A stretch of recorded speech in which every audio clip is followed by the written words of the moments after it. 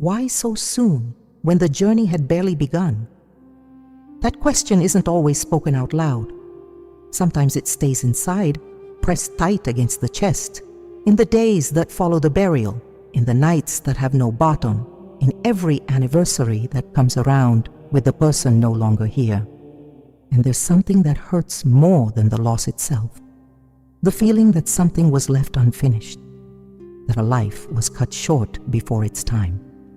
That God, if God exists, and if God is good, should have stopped it from happening. That question is the most honest one there is, and it's also the one we're most afraid to ask out loud.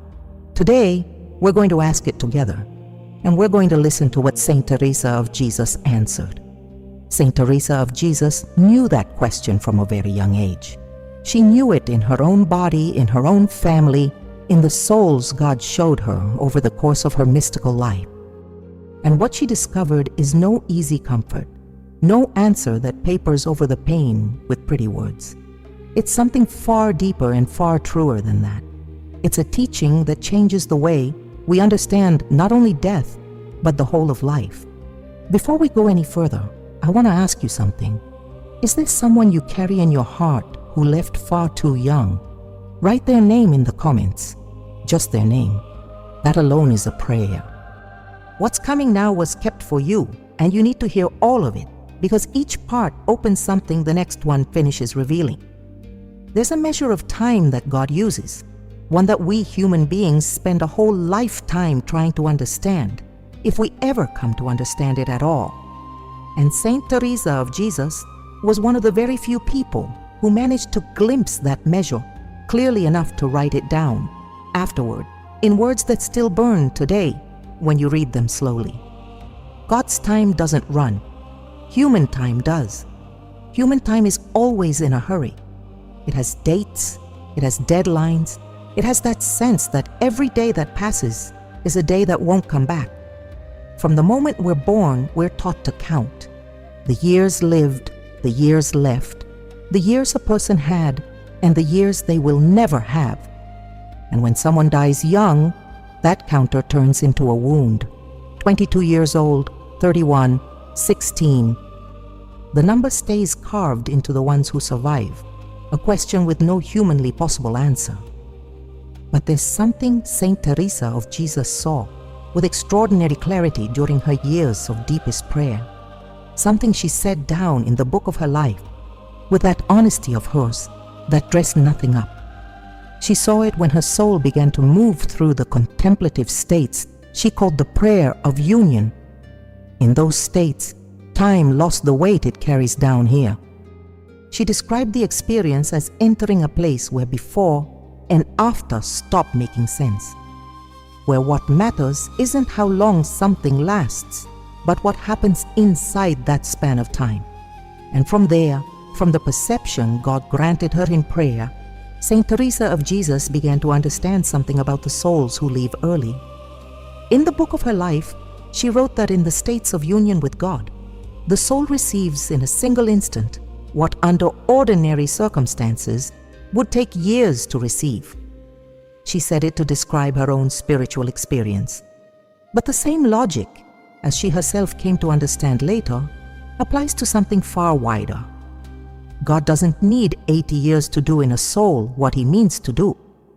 Sometimes He does it in 20, sometimes in 15, sometimes in the final instant of a life that, from the outside, looked as though it had barely begun. That doesn't mean an early death is good from the standpoint of the one left behind in grief. That grief is real. God neither denies it nor makes light of it. In the Gospel, Jesus weeping before the tomb of Lazarus wasn't pretending. He wept, and He knew everything about the resurrection that was going to happen in a matter of minutes. Knowing the eternal truths didn't cancel out the human pain of that moment. Both existed at the same time. That's very important to keep in mind, because many people who have lost someone young have heard phrases meant to comfort them that in truth left them more alone. Phrases that sounded like easy explanations, like a lid clamped down over something that needed to breathe. Saint Teresa of Jesus never spoke that way about death. She never used spiritual truths as a painkiller that numbs instead of heals. What she pointed to was something different.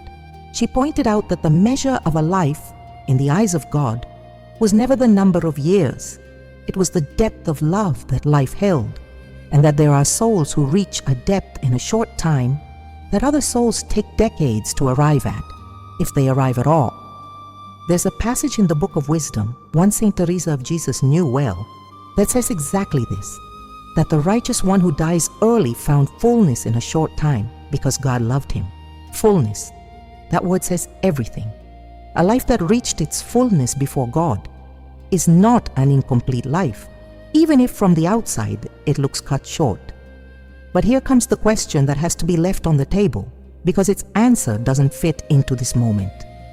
If God's time works differently, if depth matters more than duration, then what is it that God offers, concretely, to the soul that crosses that threshold without having lived the years everyone expected?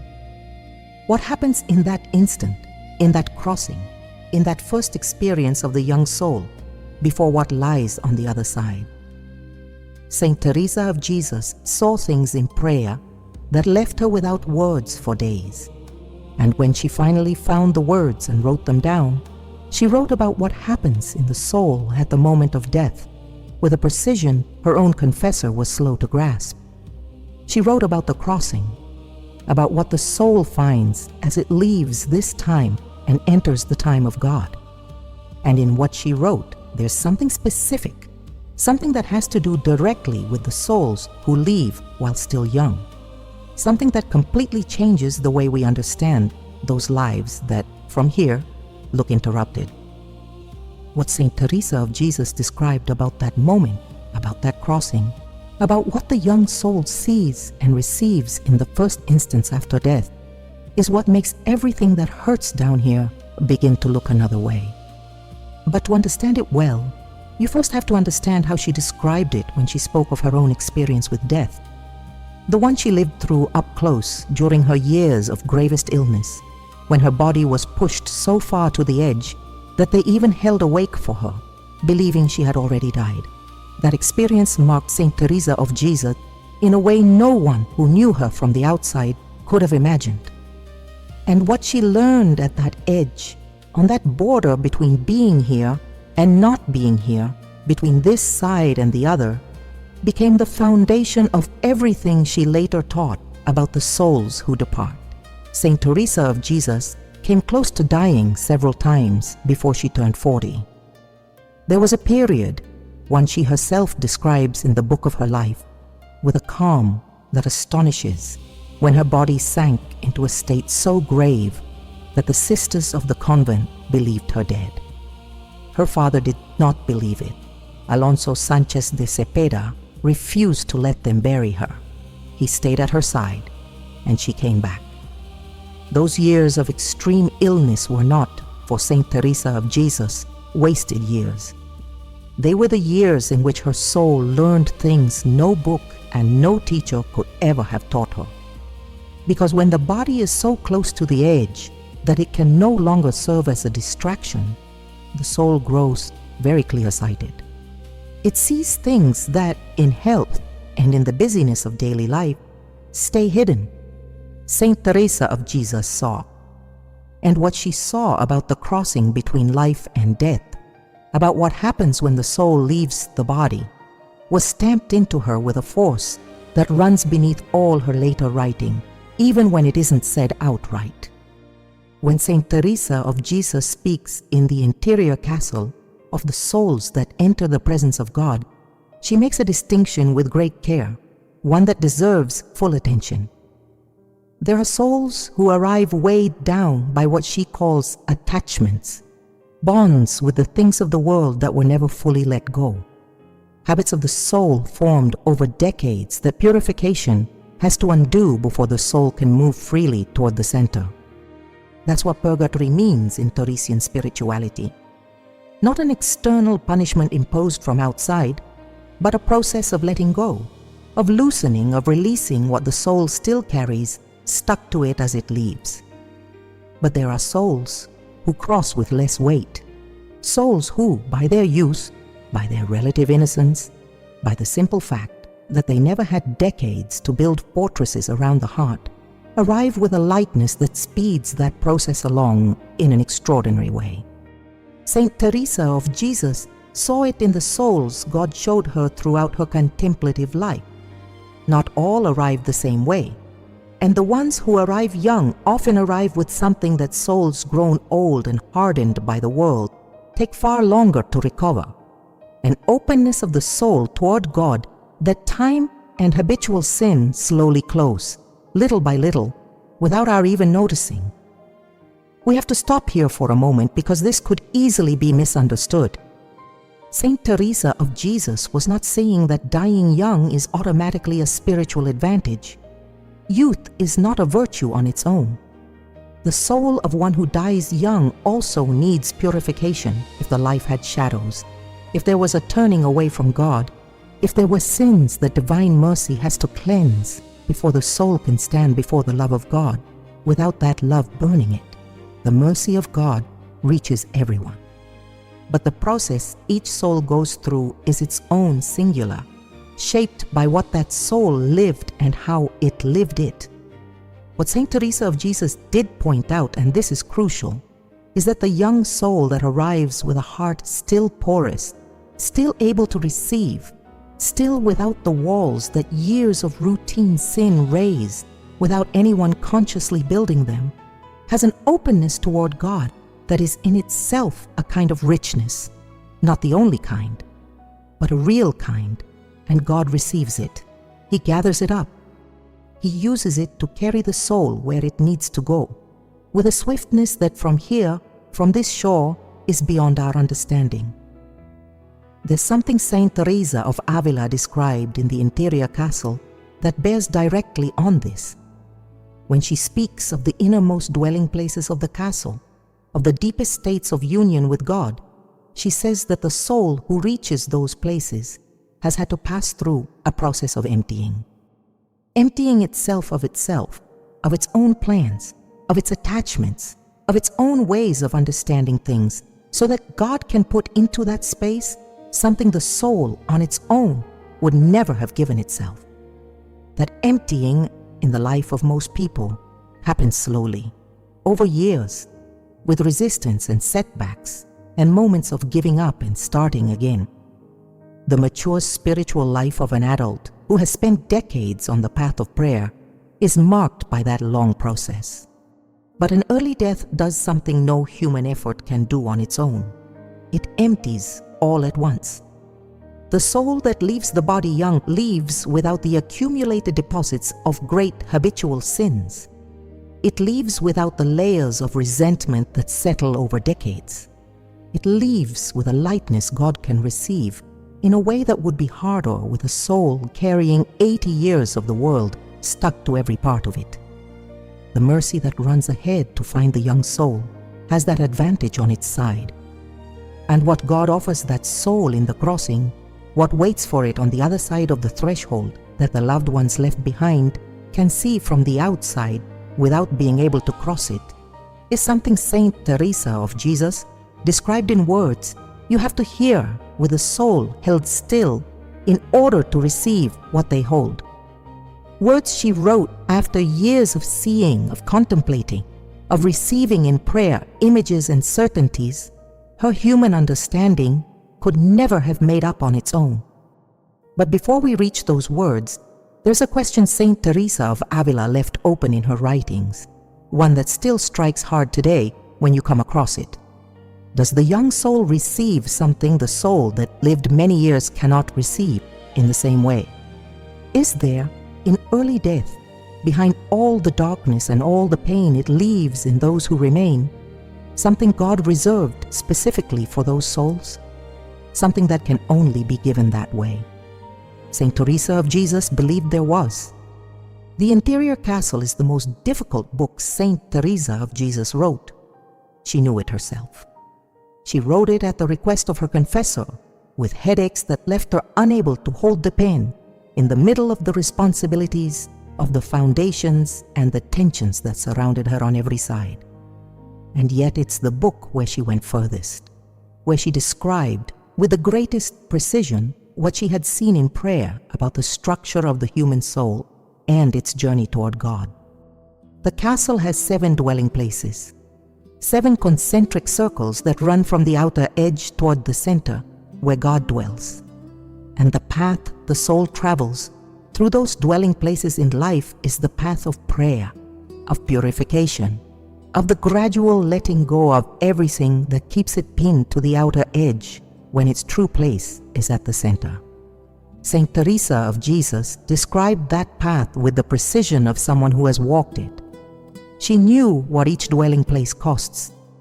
She knew the resistance the soul meets at every stage. She knew how heavy it is to release the things you've carried stuck to your heart for years. And in the interior castle, there's something Saint Teresa of Jesus says about God's entrance into the soul that has direct implications for the souls who leave young, even though she doesn't say it in those explicit terms. She says it while speaking of something else, and whoever knows how to read her sees it. She says there are souls God carries faster along the path of the dwelling places, that there are souls to whom God grants in a short time what takes others decades, that the speed of the spiritual path doesn't depend only on the soul's effort, but on the generosity of God, who can choose to shorten the journey whenever and however He wills. That's no small thing. It's the heart of everything Teresian spirituality says about early death, even if you have to read her with that question in hand to find the answer that's there, waiting. When a soul leaves young, the path of the dwelling places that it didn't have time to travel in life is completed another way.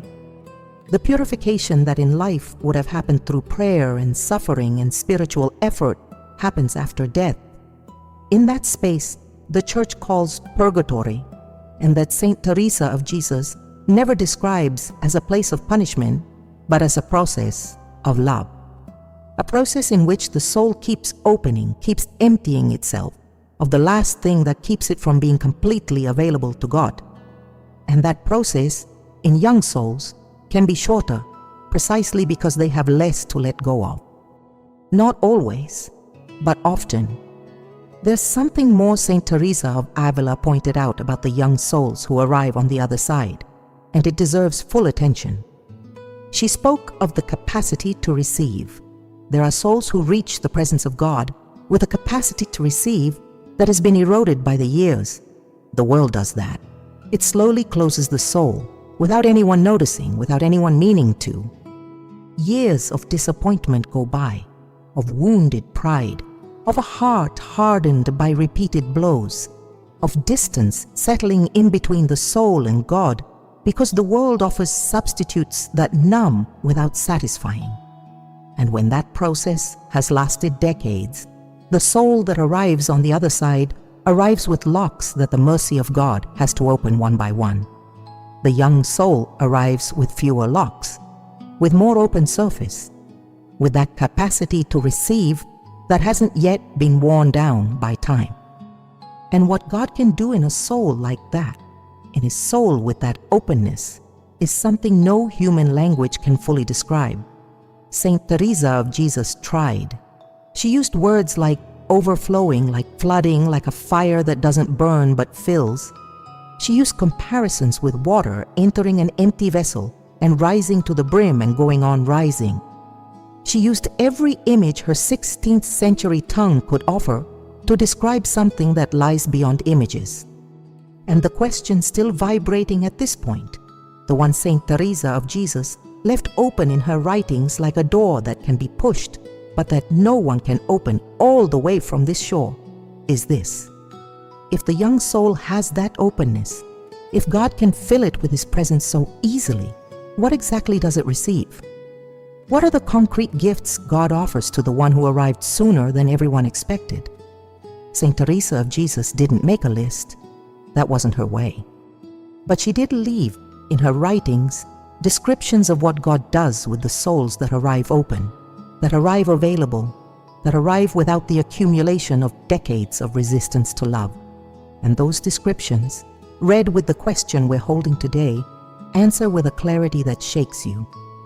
But before we get into that, there's something the tension of this moment demands we put on the table. Because while we talk about what the young soul receives as it crosses, there's someone who stayed here. There's a mother, there's a father, there's a brother, a son, a friend who looks at the empty place and can't fill that hollow with any explanation, however true it may be. And Saint Teresa of Jesus also spoke of the one who stays. She didn't ignore it. She didn't leave them alone with eternal truth while the pain of the immediate crushed them. What she said about the one who stays is as important as what she said about the soul who left, and we haven't gotten there yet. There's a letter Saint Teresa of Jesus wrote in the last years of her life to a nun who had lost her young brother. The brother was a soldier. He died in violent circumstances, far from home, with no one from the family able to be with him in that moment. The nun was devastated, not for lack of faith, precisely because she had faith. Because the one who has faith knows that the questions faith opens are sometimes harder than the ones it closes. Saint Teresa of Jesus didn't answer her with theology.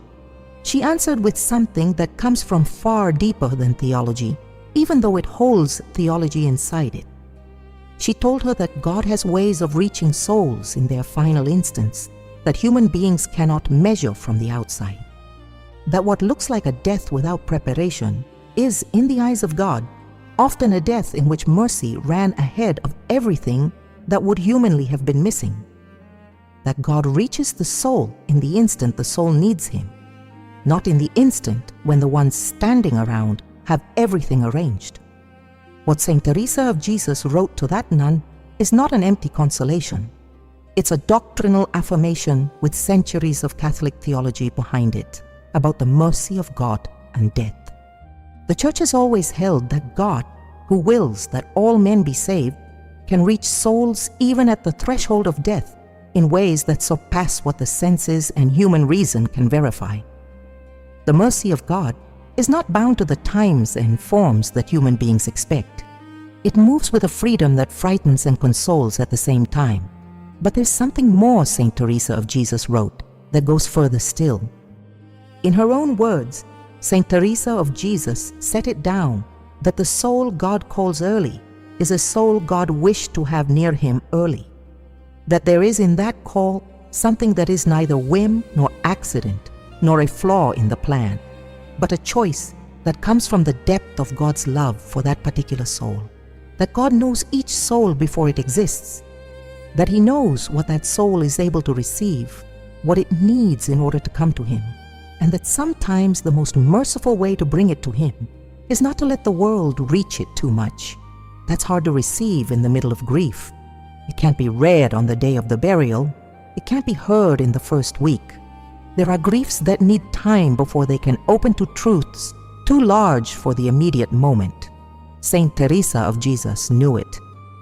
She never threw the truce at the one suffering without first sitting with them in the suffering. But the truce was still the truth, even if you had to wait for the moment when the soul was ready to receive it. And the truth she left written about the souls who leave young, in different passages of her works and in letters her recipients kept, is that the young soul is not a soul that was stolen. It's a soul that was gathered in. The difference between those two words changes everything once you manage to receive it. A stolen soul is a soul that had something taken from it that belonged to it.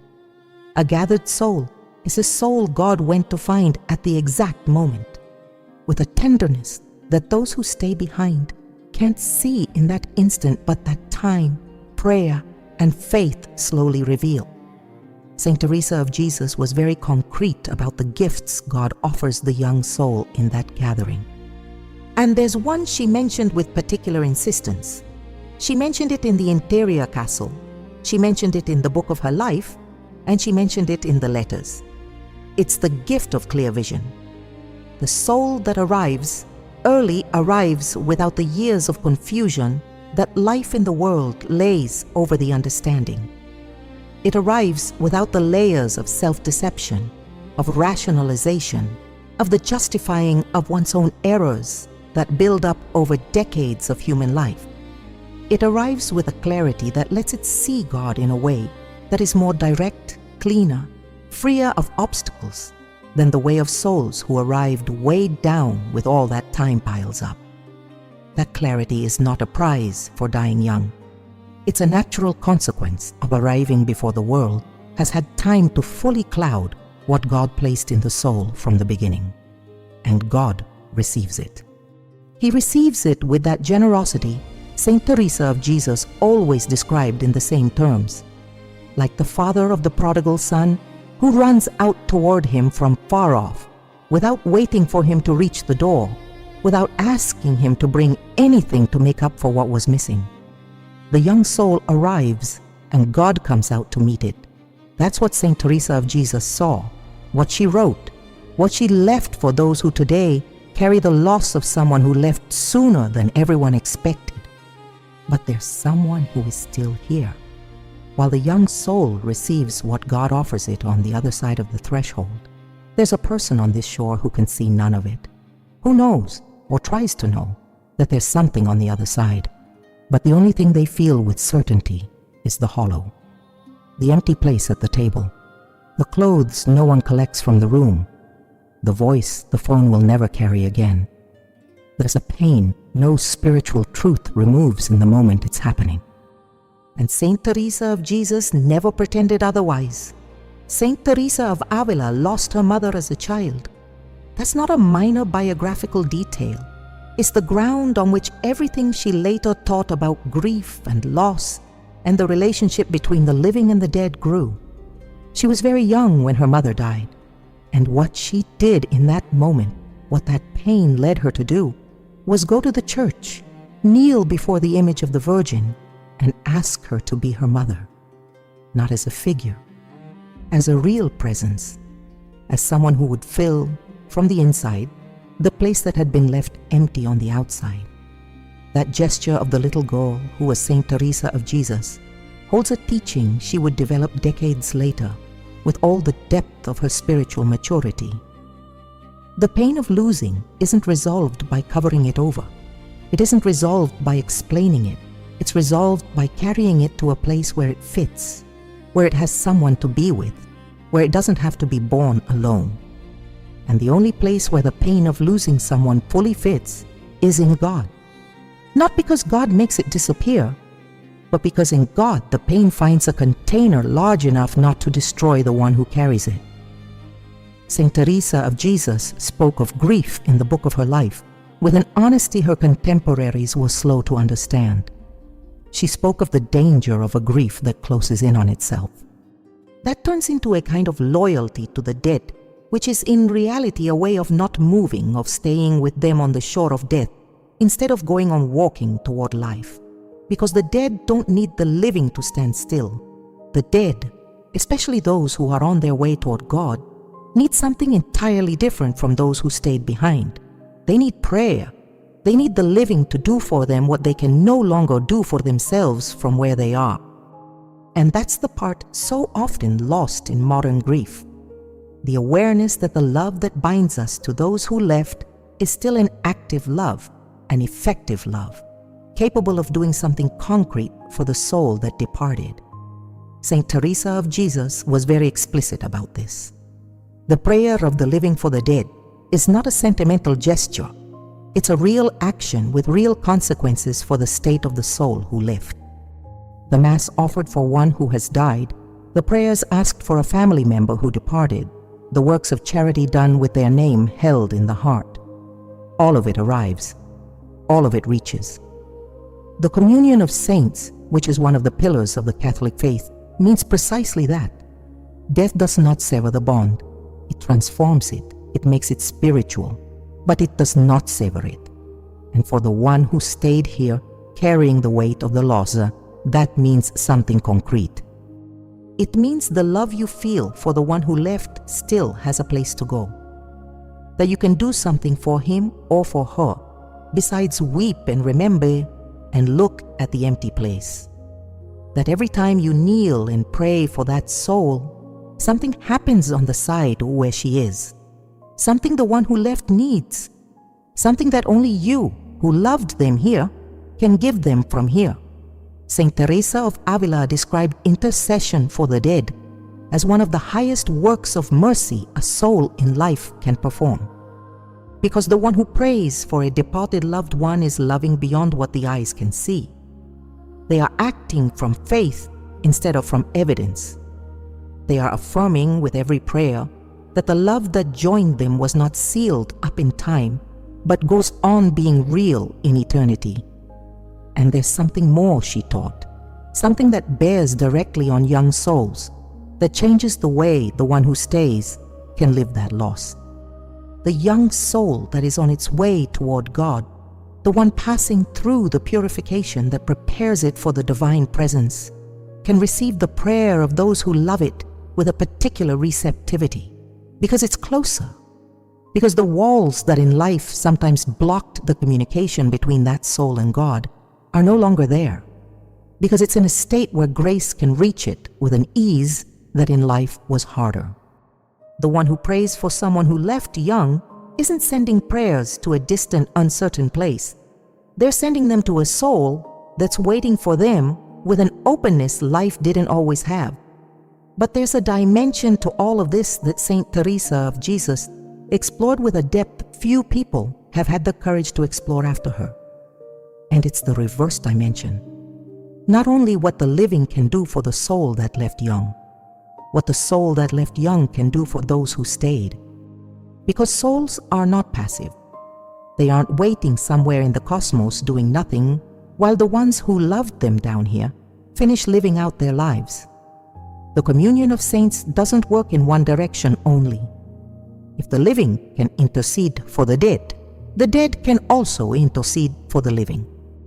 And the souls who are already with God or on their way to Him have a capacity for intercession they had only in a limited way in life, and that, after death, grows in a way Saint Teresa of Jesus described, with images that stay with you. She described the soul of the departed before God as someone who can present to the Lord what the ones they love need, with a nearness no human being in life can have. Because the distance that separates us from God here, the distance prayer tries to bridge with faith and effort, no longer exists for the soul that crossed. The soul that's in the presence of God or in the process of purification leading toward Him is in a space where presenting to the Lord the need of someone loved on earth is something that happens with an immediacy we can't imagine from here. Saint Teresa of Jesus spoke in the book of her Foundations of cases she knew firsthand in which souls of the departed, both those already with God and those still in purification, had interceded for people on earth in ways that could afterward be verified, not as spectacular supernatural phenomena, as movements of grace that the ones who received them recognized as coming from beyond their own strength, an unexpected fortitude in the moment of crisis, a clarity that arrived when everything was confusion, a peace that had no sufficient human explanation. And the young soul that intercedes for the ones it loves has something particular on its side that Saint Teresa of Avila pointed out carefully. It has the love that was formed here, the love that lived in that body which is no longer here, that love which recognized the voices and the faces and the sorrows of the people it shared life with, even if that life was brief. That love doesn't disappear when the soul crosses. It's purified, yes. It's transformed, yes. It loses what it had of the possessive and the anxious and the finite. But the direction of the love, the knowing of whom it loved on earth, that remains. And the soul that's with God can aim that love toward the people it left here in a way that has real consequences. The mother who lost a young child has, from the moment that child is with God, an intercessor who knows her with an intimacy no other saint on the calendar can have for her. Because the saints on the calendar don't know her. They don't know what burden she carries in that particular moment of her life, what specific fear wakes her before dawn, what concrete wound is needing someone to see it. The child who is with God does know. He knew it on earth, and he carries it with him to the other side the way you carry the things that are part of the soul. Saint Teresa of Jesus taught that devotion to one's own departed, the prayer directed to the ones you loved who are on their way toward God, or already with Him, is one of the deepest and most personal forms of spirituality a soul can develop. It doesn't replace the saints. It doesn't replace the Virgin or Christ. But it completes them with something no other kind of devotion can give. The certainty that there's someone in that cloud of witnesses who knows you by name in the most concrete way possible, who saw you grow up, who shared your table, who knows exactly how you weep. And for the one who lost someone young, that's something that changes the texture of grief. The grief doesn't get easier. The pain of the absence stays real for as long as life lasts. But beneath the pain, there's something that begins to move when you accept this truth Saint Teresa of Jesus taught, that the one who left didn't leave entirely, that there's a part of him, the most real, the most permanent, that goes on being active, goes on turned toward the ones he loved, goes on able to do something concrete for them from where he is. That still doesn't answer the question that's been waiting a long time, the question of what that short life was for. Because there's something Saint Teresa of Jesus said about brief lives, about what they do in the world, about the trace they leave even when no one sees it with the eyes of the body. That's the most powerful part of all her teaching on this subject, and that part is still to come.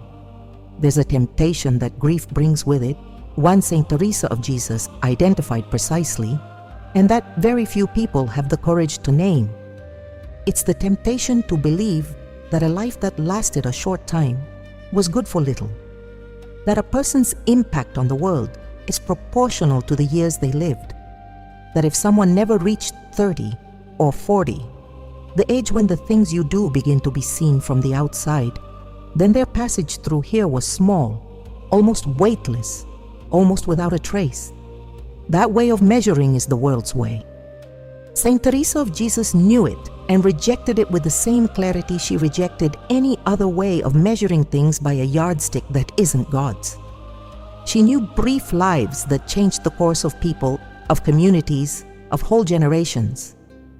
Not because those lives had done great things in the sense the world calls things great, but because there's a way of being present in the world that isn't measured in achievements or in years or in what's left afterward in visible form.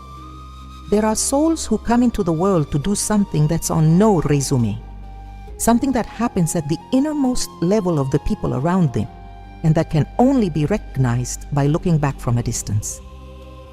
Saint Teresa of Avila wrote in the book of her Foundations about young women who entered her convents and died not long after making their profession. Some of them lived inside the convent only months. And Saint Teresa of Jesus, who knew them, who dealt with them, who was with them in those months, wrote about them with a conviction that leaves no room for doubt. Those souls had completed what God had entrusted to them, not what it seemed they would have to complete if they'd lived longer. What God had really asked of them, and that was finished. There's a way of understanding vocation, the mission of each soul on earth, that Saint Teresa of Jesus had, and that comes directly from her vision of God as someone who knows each soul with a precision no human being can match. God doesn't improvise. He doesn't send a soul into the world with a plan and then call it back before the plan is finished. If he calls it, the plan was finished. Even if from the outside, nothing looks finished. Even if from the outside, everything looks cut short in the middle, and what that soul did, however brief, is enough. It was enough the day it was born, and it was enough the day it died.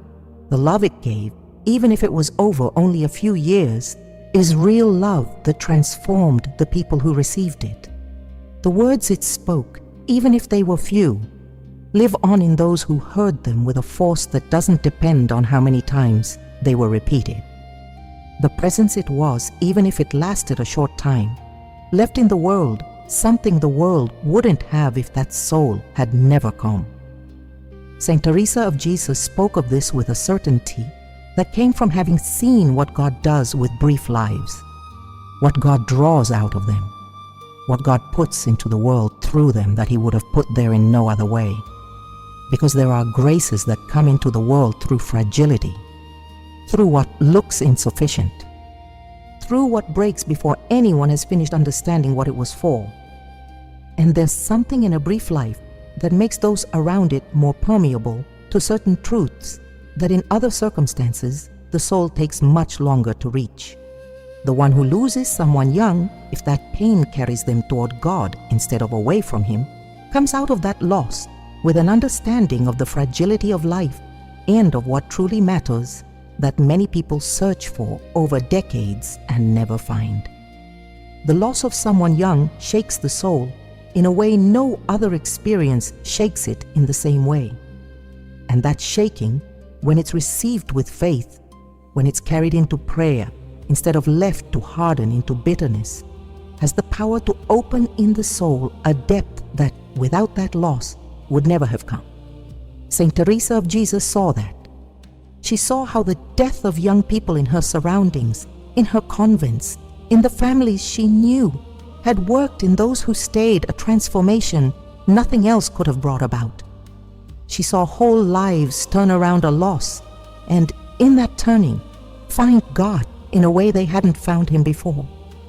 She saw mothers who, in the pain over their children, reached a depth of prayer they would never have reached in ordinary circumstances. She saw brothers who, in grief over their brother, discovered a faith they'd spent years searching for without knowing where to look. A brief life doesn't end when the one who lived it dies. It goes on working in those who knew it. It goes on doing something. It goes on being active in ways that time slowly reveals, but that are real from the very first day. And that brings us to the heart of what Saint Teresa of Jesus meant to say about the question we opened at the beginning. The question of why, of what for, of what sense there is in a life that lasted so short a time. The answer she left written is the hardest to receive and the most freeing once it finally comes in. The question of why someone dies young has no human answer. That has to be said plainly and without dressing it up, because many people have suffered more from the false answers they were given than from the question itself. The answers that reduce the mystery to a formula. The ones that turn God into someone who makes capricious decisions or into someone who follows a plan so rigid it leaves no room for the real pain of those who stay. The ones that crush grief with theology before grief has had time to breathe. Saint Teresa of Jesus never did that. But she did leave something written that is different from an answer. She left a certainty, and there's an enormous difference between an answer and a certainty. An answer closes the question. A certainty gives you somewhere to stand while the question stays open. The certainty Saint Teresa of Jesus left is this: that God offers the young soul no less than the others. He offers it the same, exactly the same, with the same generosity, with the same depth, with the same love beyond measure with which He receives every soul that comes to Him. But He offers it another way. With an immediacy, the soul that lived many years receives only after a longer journey. Without the layers the years add, without the delay that accumulated resistance imposes. God did not leave that soul unfinished. He finished it another way. He carried it to the same place as always, but by a shorter path. And that shorter path is not a compensation for what was missing. It's the form the mercy of God chose for that particular soul, because that particular soul needed exactly that. Saint Teresa of Jesus expressed it in her writings with an image worth receiving slowly. She spoke of souls as plants that grow. There are plants that take decades to bloom. There are others that bloom in a single season, and the flower of the one that blooms in a season is no less a flower than the one that took 30 years. It has the same color, the same fragrance, the same dignity in the eyes of the one who created it. God does not look at the flowers in the garden and tell apart the ones that count by the ones that took longer. He looks at the flower that each soul is and gathers it in the moment it's ready to be gathered. The question of what God offers the soul that dies young, He offers it what He offers every soul that comes to Him: His presence without limit, His love without bottom, the innermost dwelling place of the castle Saint Teresa of Jesus spent her whole life describing. He offers it in his time, in his way, with the particularity that that specific soul, that child, that brother, that friend who left sooner than everyone expected, was able to receive. And to the one who stayed here carrying the absence, Saint Teresa of Jesus offers something different, but just as real. She offers the certainty that the love that joined them was not left hanging in the void, that it has somewhere to go, that the prayer you make for that soul arrives, that the soul who left can do for you what you cannot do for yourself, that there's an intercessor on the other side who knows you with the intimacy that only comes from having shared a life, even if that life was brief. That certainty doesn't remove the pain. It wasn't meant to. It was meant so that the pain doesn't have the last word, so that beneath the grief, behind the hollow the one who left leaves, there's something firm to set your foot on when everything else is moving. Something that doesn't change, even when everything else changes. Something Saint Teresa of Jesus knew not in books, but in prayer, not in theory, but in love, and that she left written for the people who today need it exactly the way they need it. The love of God for the young soul that left is the same love with which God looks at you while you read this, with the same attention, with the same tenderness, with the same certainty that neither of the two stories, the one of the soul who left and the one of the soul who stayed, is being ignored or forgotten or left to drift. They are being held, both. From the same center, Saint Teresa of Jesus spoke of all her life, and to which she herself went when her own moment came. There were truths that can't be received standing up, that ask you to sit down and let them in slowly. There were moments when maybe someone's name crossed your mind and your chest tightened a little, and even so, you stayed. That's faith. Not the faith that doesn't tremble, the faith that trembles and keeps walking. What Saint Teresa of Jesus taught about the souls who leave young is not a doctrine for the calm times. It's a doctrine for the moments when the pain is so great that reason runs out of tools. For when the human consolations are already spent, and the only thing left is either to fall or to find something that holds you from deeper within. Saint Teresa of Jesus wrote from that place. She lived from that place. And what she left written is not theory. It's the testimony of someone who looked the mystery of death in the face, who didn't turn her eyes away, and who found in that mystery not the void, but God. What you received today has weight. It has the weight of centuries of Catholic spirituality held up by a woman who suffered, who doubted, who was sick, who buried people she loved, who founded convents in the middle of storms that would have broken anyone, and who, in all that journey, never stopped looking toward the center of the castle she described. The weight of what she saw and what she wrote, you feel it if you receive it with the soul held still. The soul that left young, the one you carry in your heart, and whose name you maybe wrote in the comments a moment ago, is being held by the same God who holds you. It's in hands that don't fail. It's in a process that the mercy of God directs with a precision and a tenderness no human being could match. And you, from here, from this side of the threshold you haven't crossed yet, can do something real for it. Every prayer you raise for that soul arrives. Every Mass you offer with its name held in the heart arrives. Every act of love you do in its memory arrives in a way Saint Teresa of Jesus described as concrete, effective, able to speed the soul's path toward the presence of God. And that soul, from where it is, does something for you. That's not a consolation invented to make grief more bearable. It's the doctrine of the Church on the communion of saints, explained with all the depth Saint Teresa of Jesus knew how to give it. The bond between the one who left and the one who stayed was not severed by death. It was transformed.